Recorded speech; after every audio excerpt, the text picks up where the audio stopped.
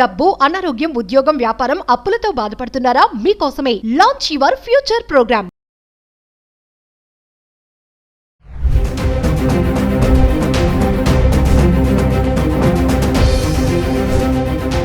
నమస్తే, welcome back to Suman TV. ప్రస్తుతం మనతో పాటు ఉన్నారు ఫ్యామిలీ కౌన్సిలర్ రజనీ రామ గారు.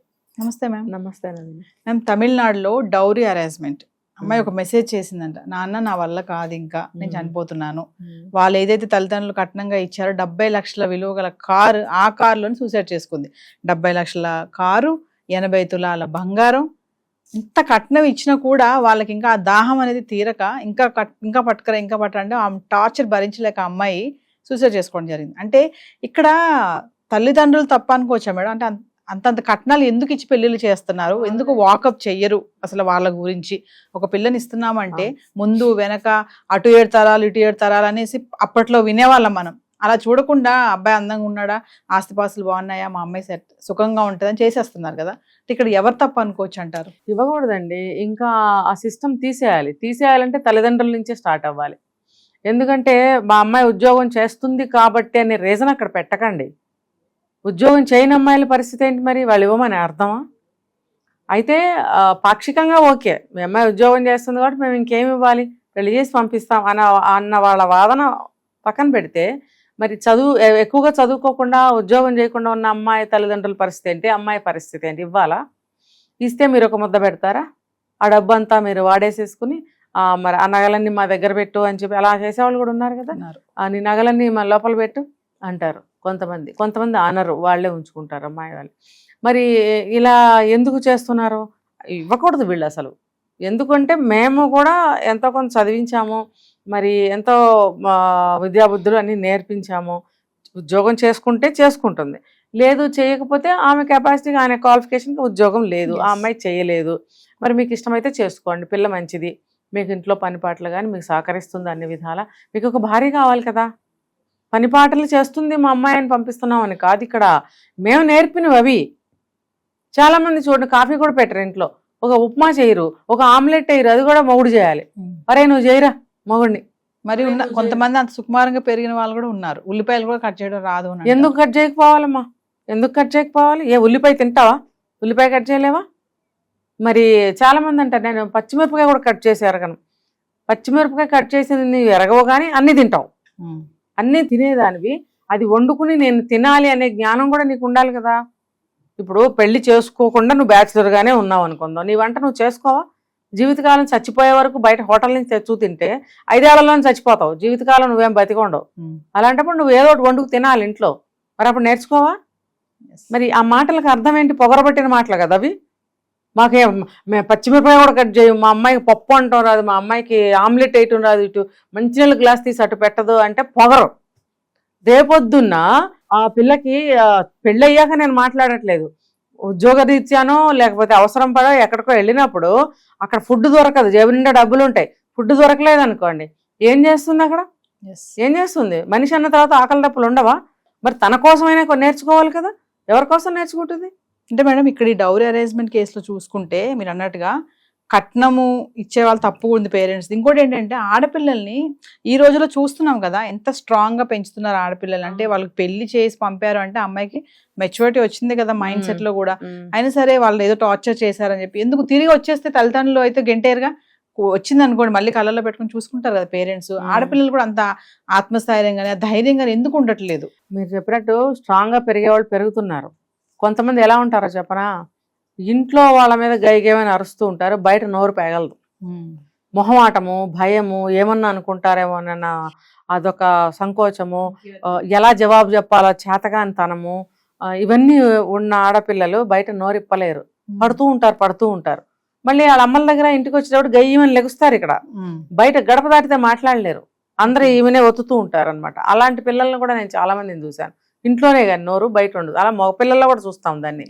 అంటే ఒక వయసు వచ్చే వరకు ఏం తెలియదు అనుకుందాం, కొంచెం వయసు పెరిగిన తర్వాత ఎవరికి వాళ్ళకి తెలియాలి కదా. నేనేంటి ఇలా ఉన్నాను, నా తోటి ఆడపిల్లలందరూ ఇలా ఉన్నారు, మరి సినిమాల్లో బోర్డు చూపిస్తున్నారు, టీవీల్లో బోర్డు చూపిస్తున్నారు, మరి ఇవన్నీ చూసి నేను మారాలి కదా. ఇప్పుడు సోషల్ మీడియాలో చూసి క్షణంలో మారిపోతున్నారుగా. మరి ఎన్నో చూస్తున్నప్పుడు నేను ఎలా ఉండాలి, మా లోకానికి జీవిత పాఠాలు నేర్చుకోవాలి, లోక జ్ఞానం కలిగి ఉండాలి అనే జ్ఞానం వాళ్ళకి ఎందుకు రావట్లేదు? ఎందుకు రావట్లేదంటే అసలు దాని మీద ధ్యాస లేదు. మేము చదివామా, సాఫ్ట్వేర్ ఉద్యోగం చేసామా, కాస్త డబ్బులు తెచ్చుకొని మేము ఒక కారు కొనుక్కున్నామా, మా అమ్మకి బట్టలు కొన్నామా, మా నాన్నకి ఇంకోటి కొన్నామా, ఇద్దరిని కలిపి సినిమాకి తీసుకెళ్ళామా, లేకపోతే ఫుడ్ కోర్ట్కి తీసుకెళ్ళామా, ఇవేనండి అన్నీ చూస్తున్నాం. అమ్మని వెనకాల స్కూటీ మీద ఎక్కించుకుని బజార్లు తిరిగామా, అది గొప్ప అమ్మ కూడా ఫీల్ అయిపోతుంది. అది ఎంతవరకు అంతవరకే. అసలు లోకజ్ఞానము, బతక నేర్చిన తెలివితేటలు అత్తగారింట్లో ఎదిరించమని కాదు చెప్పేది. నీకు సమస్య వచ్చినప్పుడు నువ్వు ఎలా సమయస్ఫూర్తిగా ప్రవర్తించాలి, నిజంగా నీ చేయి దాటిపోయిన స్థితే వస్తే నువ్వు ఎలా బయటపడాలి.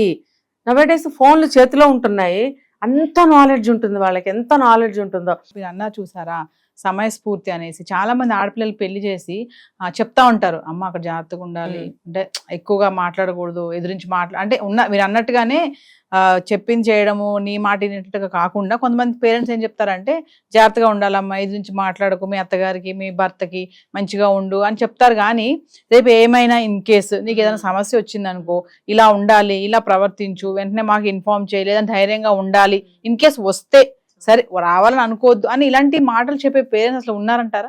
ఏమో వెతకాలి, ఎక్కడన్నా ఉన్నారేమో తెలియదు. ఇంటింటికి వెళ్ళి ఎతికితే అక్కడక్కడ ఒకళ్ళు ఇద్దరు దొరుకుతారు. చెప్పబోబట్టే కదా మేడం చెప్పరు. అది ఎప్పుడు చెప్పాలి అప్పుడు చెప్పరు. పెళ్ళయ్యే వరకు చాలా ధైర్యంగా సమయస్ఫూర్తిగా చక్కగా అన్ని విధాలా తను తాను సేవ్ చేసుకునే విధంగా పెంచాలి. పెళ్లి చేసుకునేటప్పుడు అప్పగింతలని ఉంటాయి. ఈ రోజుకి కూడా తాళి కట్టే కార్యక్రమాలు అయిపోయాక వేద మంత్రాలు అని చెప్పి 10 మంది పండితులను తీసుకొచ్చి వేదఘోష చేయించి పెళ్లిళ్ళు చేస్తున్నారు గొప్ప కోసం. అది అయిన తర్వాత అప్పగింతలు కూడా 1 గంట చేస్తున్నారు. మరి పూర్వీకులు కానీ అలా తెలిసిన వాళ్ళు ఎవరిని ఉంటే ఆ పాటలు పాడేవాళ్ళు అక్కడ అప్పగింతల పాటలు కూడా పాడతారు. ఆ పాటల్లో అర్థం ఏంటంటే, నువ్వు అత్తగారింటికి వెళ్తున్నావు, అక్కడ అత్తను ఎదిరించొద్దు, మామని ఎదిరించొద్దు, ఆడబడుచుకి పోటీగా వెళ్ళకు, మరిదితో కొడుకులాగా బిహేవ్ చెయ్యి, అంటే తల్లిలాగా బిహేవ్ చెయ్యి, ఇవన్నీ పాటలు ఉంటాయి. ఇవన్నీ పాడతారు. అవన్నీ చెవుల్లోకి వెళ్ళవు. ఫోటోల మీద, చీరల మీద, నగల మీద. నా ఫ్రెండ్స్ ఎంతమంది వచ్చారు, నా ఫ్రెండ్స్ అందరితో విడివిడిగా ఫోటోలు దిగాము, మొగుడిని పక్కగా నెట్టేసి ఫ్రెండ్స్తో ఫోటోలు, అబ్బాయిలు కూడా అలాగే ఉన్నారు. ఇంకా వీటి మీదే కానీ అవన్నీ ఎందుకు పాడుతున్నారు, వేదాలు ఎందుకు చదువుతున్నారు, ప్రమాణాలు ఎందుకు చేయిస్తున్నారు అనే దాని మీద ఎవరు కాన్సన్ట్రేషన్ చేయట్లేదు. పండితులు కూడా ఈ రోజుల్లో ఏం చెప్తున్నారంటే, మాకెందుకండి, మేము తుత్తుతూ అనేసి వెళ్ళిపోతాం, మాకేంటి, వాళ్ళు పర్టికులర్గా చదవండి అంటే మేము చదువుతాం, లేకపోతే మాకేంటి అవసరం, వినేవాడు ఎవడు, అసలు కొట్టి పారేస్తున్నారు, హేళన చేస్తున్నారు, మాకు అవసరమా అని మాట్లాడుతున్నారు వాళ్ళు కూడా. అంటే ఆ స్థాయికి ఎవరు దిగజారారు. ఇవన్నీ వింటుంటే కనుక వాళ్ళకి అన్ని అర్థమవుతాయి పెళ్లిలో.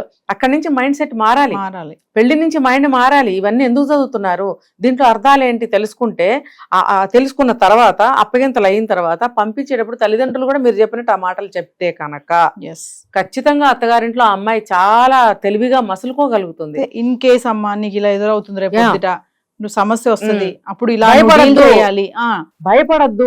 నువ్వు గొడవ వస్తుందంటే కొంచెం తగ్గు. ఎందుకంటే ఆబ్వియస్లీ కోడలు వచ్చిందంటే అత్తగారి ఒళ్ళు మండిపోతూ ఉంటుంది, కొడుకుని నా నుంచి లాగేసింది అలా చాలా మంది అనుకుంటారు. అందరూ కాదు, చాలా మంది అనుకునే వాళ్ళు ఉన్నారు. కాబట్టి అత్తగారిని ముందు శాంతపరచాలి, కూల్ చేయాలి.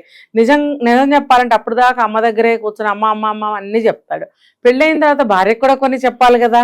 భార్యతో మాట్లాడకపోతే మరి జీవితానికి కావాల్సిన మనిషిని తెచ్చుకున్నప్పుడు ఆమెతో కూడా మంచిగా ఉండాలి కదా, చెప్తాడు కదా. మరి అది తల్లి ఏమనుకుంటుందంటే, మా అబ్బాయి అస్తమానం పెళ్ళంతోనే మాట్లాడుతున్నాడు, నాతో మాట్లాడట్లేదు, అసూయ బయలుదేరుతుంది ఆవిడకి. బయలుదేరి ఏదో ఒకటి పెట్టాలని చూస్తుంది. మంచి తల్లి అయితే సరే ఓకే అనుకుంటుంది. లేదు అని అంటే సాధ్యమైనంత వరకు ఇలాగ పెడతారు. ఆ పెట్టినప్పుడు ఆ అత్తగారికి ఆ భావన రాకుండా నువ్వు అత్తగారికి దగ్గరగా ఉండి ఆవిడకి ఆ మైండ్ రాకుండా నువ్వు జాగ్రత్తగా మసులుకోవాలి అనే విషయాల్ని ఈవిడ నేర్పించాలి. తల్లి అని, తను కోడలే కదా, అవి నేర్పించాలి. నేర్పించినప్పుడు ఈ అమ్మాయి పాజిటివ్ మైండ్తో వెళ్తుంది. అక్కడ వెళ్ళి అదే అమ్మ చెప్పింది నిజమే కదా అనుకుని అక్కడ పాటించడానికి ప్రయత్నిస్తుంది. కాసేపు భర్తకు కోపం వచ్చినా మిగిలిన టైం అంతా భర్త దగ్గరే ఉంటుంది కదా. ఆ అత్తగారు కూడా ఏముంటుంది, అబ్బాయి ఎదురు చూస్తున్నాడు వెళ్ళమ్మా అని ఆవిడే పంపిస్తుంది. నువ్వు కానీ మొగుడు దగ్గరే ఉన్నావు అనుకో, ఎప్పుడు చూసినా మొగుడు దగ్గర మొగుడిని వదలదు, నా కొడుకుని వదిలిపెట్టదని చెప్పి ఎవరే అబ్బాయి ఇట్రారా అని కొడుకుని పిలవాలని ప్రయత్నిస్తుంది. ఈ కొడుకు కూడా వచ్చిన బంధువులు ఏమనుకుంటారు అని చెప్పి వాళ్ళ మధ్యన కూర్చొని కబుర్లు ఆడుకుంటూ అలా కూర్చుంటారు. అర్ధరాత్రి అయినా సరే భార్య దగ్గరికి రావాలని స్పృహ ఉండదు. ఒకవేళ ఉన్న భయం వేస్తుంది వాళ్ళందరి మధ్యలోంచి లేచి రావడానికి. ఇవన్నీ ఎందుకు మనం ఇన్వైట్ చేసుకోవాలి? ముందు అమ్మాయి అప్పుడు కొత్త కోళ్ళు వచ్చినప్పుడు వాళ్ళు ఎలా ఉండాలనేది వాళ్ళు తెలుసుకోవాలి. నేను అత్తగారింటికి వెళ్తున్నాను కాబట్టి నేను ఎలా ఉండాలనేది కోడలి పిల్ల కూడా తెలుసుకోవాలంటే తల్లిదండ్రులు నేర్పాలి. రెండు పక్కలా ఉండాలి ఇది. ఇప్పుడు అత్తగారు పెద్ద ఆవిడ కాబట్టి చిన్నపిల్ల కాబట్టి కొన్ని ఆవిడ నేర్పుకోవాలి. నేర్పకుండా ఈవిడేది ఇప్పుడే ముసలమ్మ అయినట్టు సమానంగా మాట్లాడితే ఆ అమ్మాయి తట్టుకోలేక ఎదురు జవాబులు చెప్తుంది. ఇవన్నీ ఎక్కడి నుంచి వస్తున్నాయి మూలాలు అనేది తెలుసుకోవాలి. ఇక్కడ మొదలవుతుంది అనమాట అత్తా కోడలికి, తర్వాత వచ్చే గొడవలు వస్తాయి. ఎందుకంటే అంత కట్నం ఇచ్చి అంత బంగారం ఇచ్చి ఇంకా ఎక్కువ తేకపోతే రెండో పెళ్లి చేసుకుంటారనేటప్పుడు అమ్మాయి భరించలేకపోయింది. అంటే ఇప్పుడు మీరు చెప్పినట్టే మేడం, చాలా మంది తల్లిదండ్రులు ఈ విషయాలన్నీ ఖచ్చితంగా ఆడపిల్లకి పెళ్లి చేసినప్పుడు ఇవి ఖచ్చితంగా చెప్పాలి. నేను ఇలా కట్నం కోరుకునే వాళ్ళందరికీ ఏం చెప్తున్నానంటే, తినటానికి గతి లేదా మీకు? జోలె పట్టుకుని అడుక్కుని తింటున్నారా? రోజు మీరు అన్నం కూర వండుకుని తింటున్నారా? జోలె పట్టుకుని అడుక్కుని ఆ స్టేజ్ ఉందా మీకు? 4 నెలలు డబ్బులు అడుక్కొచ్చి మీరు రోజు గడుపుకోవాల్సిన పరిస్థితి మీకుందా? లైఫ్ అంతా కూర్చుని మేము తినటానికి వీలుగా ఒకటేసారి అడుక్కుందాం అని చెప్పి ఆడపిల్ల తల్లిదండ్రులు అడుక్కుంటున్నారా? అంటే మీ అబ్బాయిని అమ్ముకుంటున్నారా? ఇది నేను సూటిగా ప్రశ్నిస్తున్నాను. మీ అబ్బాయిని అమ్ముకొని ఆ వచ్చిన ఆ సొమ్ముతోటి మీరు జీవితం గడపాలనుకుంటున్నారా? ఇంకొకటి, ఆ తల్లిదండ్రులు ఆడపిల్ల గల వాళ్ళు ఎవరైనా సరే ఆ డబ్బుని వాళ్ళు ఉన్నా లేకపోయినా రూపాయి కూడబెట్టి ఈ పిల్లకి బంగారం కొనాలి, చీరలు కొనాలి, లేకపోతే కట్నం ఇవ్వాలి అని చెప్పి దాచి దాచి కష్టానికి ఏమంటారంటే కన్నీళ్లు కారుస్తూ కష్టపడుతూ దాచిపెట్టిన ఆ డబ్బుల్ని మీరు ఇలా మార్చుకొని తింటారా? అది మీకు శ్రేయస్సా అని నేను అడుగుతున్నా. రెండోది, మీకు గతి లేదా? మీరు అడుక్కుని తింటున్నారా? నేను సూటిగా ప్రశ్నిస్తున్నా. మీరు అడుక్కు తినే స్టేజ్లో ఉన్నాము అని అంటే బయట భిక్ష అడిగితే ఎవరైనా పెడతారు. ఆడపిల్ల తల్లిదండ్రులని వెళ్ళి మాకు కట్నం ఇవ్వండి అని అడుక్కోకండి. ఈ విషయంలో అబ్బాయిలందరికీ కూడా నేను చెప్పేది, మీరు అమ్ముడు పోకండి. మీ తల్లిదండ్రులకు తెలియ ఆచారం ఆచారం ఆచారం సాంప్రదాయం అని అంటారు, కానీ ఆచార సాంప్రదాయాలు కూడా ఇప్పుడు అన్ని ఆచారాలు పాటిస్తే ఇవి కూడా పాటించాలి. ఏవి పాటిస్తున్నారు మీరు? తల్లిదండ్రులు చెప్పినవి ఏం వింటున్నారు మీరు? ఈ ఒక్క విషయంలో వీని కట్నం ఎందుకు తీసుకుంటున్నారు? ఇప్పుడు తర్వాత రెండో పెళ్లి అన్న మాట మీరు మాట్లాడారు ఇందాక. రెండో పెళ్లి అంటే అది ఆ అబ్బాయి మనసులో నుంచి వచ్చిందా? కానే కాదు. కోడలకు 60 ఏళ్ళు వచ్చినా 50 ఏళ్ళు వచ్చినా మా అబ్బాయికి ఇంకా అమ్మాయిని ఇస్తామని వస్తున్నారు నా అత్తల్ని నేను ఇప్పుడు తీసుకొచ్చి చూపిస్తా. నోరు కొవ్విపోయి కొడుకు 60 ఏళ్ళు 70 ఏళ్ళు వచ్చినా కూడా రెండో పెళ్లి చేస్తా అనే తల్లిని ఏం చేయాలి? అలాంటి తల్లులు మన సమాజంలో చాలా మంది ఉన్నారు. అలా భావాలు ఉంటే కొడుకులు మాట్లాడరా భార్యని? అత్తలే డైరెక్ట్గా అంటారు. అవి విని కొడుకులు కూడా మాట్లాడతారు. అంటే మీరు ఎంతకాలం అయినా సరే కాపురం చేసిన తర్వాత బిడ్డలు పుట్టిన తర్వాత మీరు మాకు ఇంకా పిల్లనిస్తామని వస్తున్నారు, లేకపోతే ఎక్కువ కట్నం తేకపోతే నేను రెండో పెళ్లి చేసుకుంటాను అని బెదిరింపులా? మీరు అడుక్కు తినాలనుకుంటే బయటకు వెళ్ళి 10 మంది దగ్గర జోలి పట్టండి, అడుక్కుని బతకండి. ఒకళ్ళ ఆస్తులు కన్నీటితో కూడబెట్టిన డబ్బు మీకు శ్రేయస్సిస్తుందా? అలాంటి లక్ష్మి మీ దగ్గర నిలబడదు. చెప్తారు ఒక సామెత, అన్యాయంగా సంపాదించింది రూపాయి కూడా మన దగ్గర నిలబడదు, రెండోసారి ఏదో ఒక రూపంలో వెళ్ళిపోతుందంట. మరి ఇది అన్యాయ సొమ్మే కదా. అన్యాయ సొమ్ము మీ దగ్గర ఎలా నిలబడుతుంది? అన్ని నమ్ముతారు, ఇలాంటివి నమ్మరా? కాబట్టి నేను అబ్బాయిల తల్లిదండ్రులకి చెప్పేది ఇదే, మీకు గతి లేదు, పూటకు గతి లేదు, మాకు ఈ పూట ముద్ద లేదంటే 10 మంది దగ్గర అడుక్కుని తినండి. నాకు కూడా కొడుకులు ఉన్నారు, నేను కూడా ఆ కోవలోకే వస్తా, కొడుకులున్న తల్లిని. అయినా నేను ఎందుకు చెప్తున్నాను, వద్దు మనకొద్దు అటువంటి శాపాలు మనకొద్దు, ఆడపిల్లల తల్లిదండ్రుల శాపాలు మనకొద్దు, ఒకళ్ళ సొమ్ము మనకొద్దు. మనం ఎంతకాలం బతికాంగా, ఏదో ఒకటి సంపాదించుకుని మన ముద్ద మనం తిన్నాంగా, మనకు ఒక ఆడపిల్ల ఉంటే పెళ్లి చేసి పంపాంగా. అలాగే వాళ్ళు ఎలాగోలా పెళ్లి చేసి పంపిస్తారు. మనకు తెలుసు ఇందులో ఉన్న కష్టం, మరి ఎదుటి వాళ్ళని ఎందుకు కష్టపెట్టాలి? ఆడపిల్ల పెళ్లి ఎలా ఉంటుంది అనేది. అబ్బాయి పెళ్లి అనే ఈ రోజుల్లో సమానమే. అమ్మాయి పెళ్లికి 10 లక్షలు ఖర్చు పెడితే అబ్బాయి పెళ్లికి 20 లక్షలు ఖర్చు అవుతుంది. 2 సమానం అయిపోయినాయి. ఆడపిల్ల వాళ్ళు కష్టపడిపోతున్నారు, లక్షలు కూడబెట్టి వీళ్ళకిస్తున్నారు అంటే ఇది రెండో కోణంలో మాట్లాడుతున్నారు అని ఆడపిల్లల తల్లిదండ్రులు అనుకోవాల్సిన అవసరం లేదు, మగపిల్లల తల్లిదండ్రులు కూడా అవుతున్నాయి. అయితే ఇద్దరు పిల్లలకి పెళ్లిళ్ళు చేసుకోవాలి కాబట్టి మీరు ఇంత ఖర్చు పెట్టుకోవాలనుకుంటే ఇంత ఖర్చు పెట్టుకోండి, మా దగ్గర లేదు అంటే ఎంత ఖర్చు పెట్టుకోవాలంటే ఎంత ఖర్చు పెట్టుకో, అది మీ ఇష్టం, మీ చాయిస్. అది ఎవరు మిమ్మల్ని ఒత్తిడి తీసుకురారు. అంతేగాని ఆ కట్నం రూపంలో ఆడపిల్లల తల్లిదండ్రుల్ని పెండటం వల్ల ఒరిగేది ఏం లేదు, శాపాలే దొరుకుతాయి. మీ అబ్బాయి సుఖశాంతులతో ఉండలేడు, గిల్టీతో బతకాల్సిందే జీవితకాలం. చివరికి ఇప్పుడు ఇందులో ఈ హత్య, మరి నిండు జీవితం ఆ పిల్ల అలా ఎందుకు చేసుకోవాల్సి వచ్చింది? ఏవో కొన్ని గొడవలు అవుతాయి లోపల. ఆ అమ్మాయి కూడా ఏదో 4 మాటలు అంటే అని ఉండొచ్చు కాక, కానీ ఫైనల్గా ఏం జరిగింది? ఆత్మహత్య. వాళ్ళు ఇచ్చిన కారులోనే ఆత్మహత్య చేసుకుంది అని అంటే లోకానికి కనపడేది అది ఒకటే, లోపల ఏం జరిగింది అనేది ఎవరికి అనవసరం. అసలు సాక్ష్యాలే నిదర్శనం. ఆ సాక్ష్యం ఉంటే చాలు నమ్ముతారు. మరి ఆ సాక్ష్యం కూడా మీరు మిగిల్చారుగా, చివరికి మీకేం మిగిలింది? జైలు జీవితం. అక్కడికి వెళ్ళి మళ్ళీ చెప్పకూడే. ఇప్పుడు అయిందా? మీరు అంత డబ్బు తీసుకొచ్చి హ్యాపీగా దర్జాగా బతకాలనుకున్నారు అడుక్కుని తెచ్చుకున్న డబ్బుతో, చివరికి మరి ఆ చెప్పకూడేగా దాన్ని ఏం కూడనాలి, దాన్ని అడుక్కు తెచ్చుకుని తిన్న కూడనాలా, చెప్పకూడనాలా, జైలు కూడనాలా, ఏమనాలి, ప్రారంభ కూడనాలా, ఏమనాలి? కాబట్టి అర్థం చేసుకోండి ప్రతి ఒక్కళ్ళు. మీరు 10 లక్షలు ఖర్చు పెట్టాలి మీ అబ్బాయి పెళ్లి కంటే, ఖర్చు పెట్టేది మీ ఇష్టం, కానీ అవతల వాళ్ళ నుంచి 10 లక్షలు కట్నం గుంజాలని మాత్రం మీరు అనుకోకండి. మీరు కూడా రూపాయి ఖర్చు పెట్టి పెళ్లి చేసుకోండి. వాళ్ళు ఏమన్నా అన్నారా? గుళ్ళోకి తీసుకెళ్తే ఆడు కట్టించండి, రిజిస్టర్ మ్యారేజ్ చేయండి. మీరు ఆ డబ్బులు కూడా ఖర్చు అవ్వకూడదు అనుకుంటే, అంతేగాని అమ్మాయి దగ్గర నుంచి కట్నాలు మీరు తీసుకోకండి. అమ్మాయిలు తల్లిదండ్రులు మీరు కూడా ఇవ్వకండి. ఎందుకు ఇస్తున్నారు? మీ అబ్బాయికి పెళ్ళాం కావాలి కాబట్టి మా అమ్మాయి మంచిది చేసుకోండి అనండి, సరిపోతుంది. Thank you.